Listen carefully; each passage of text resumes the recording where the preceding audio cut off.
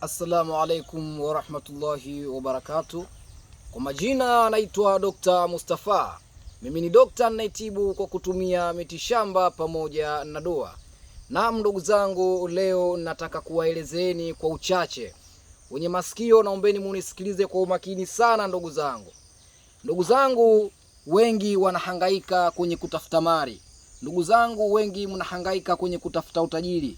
Jamani, dunia ina siri na mafanikio yana siri. Dunia ina siri na mafanikio yana siri.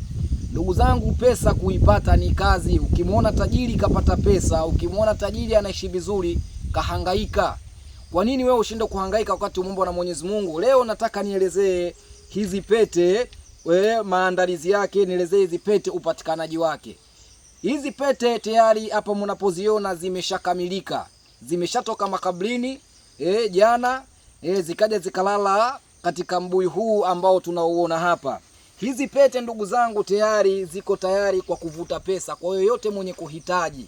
Na hapa zilipofika nimekuja kuzichukua. Hivi mnavyoziona hizi pete nimezishusha kutoka juu ya huu mbuyu. Nadhani njia zangu zinaonekana.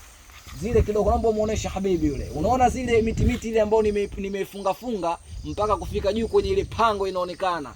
Pete zile ndo huenda kulala katika ile pango, na pete hizi ndo hukaa katika ile pango. Ndio maana nikasema dunia ina siri na mafanikio pia ndugu zangu yana siri. Unapotaka kuipata pesa lazima utumie akili. Unapotaka kuipata pesa lazima uhangaike. Pete hizi ndugu yangu, kwa yoyote mwenye kuhitaji, kitu cha kwanza anatakiwa anitumie jina lake. Hapa zilipo zishakamilika, bado tu kuingiza majina ya watu wenye kuhitaji.